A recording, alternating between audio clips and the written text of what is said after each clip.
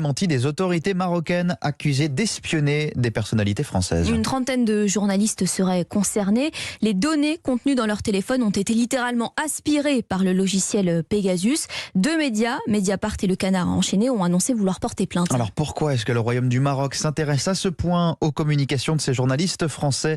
Les explications de Nicolas Feldman.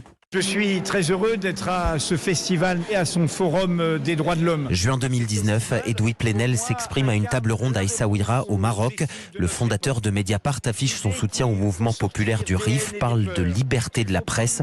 Dans les 2 mois qui suivent, son téléphone est infecté par le logiciel Pegasus. Entre 2019 et 2020, c'est le téléphone de Lénaïque Bredou, une autre journaliste de Mediapart, qui est espionnée. Il y a 2 hypothèses. D'abord, j'ai écrit une série d'articles sur le Maroc et notamment sur le patron des renseignements marocains lorsqu'il avait été convoqué une plainte pour torture en France.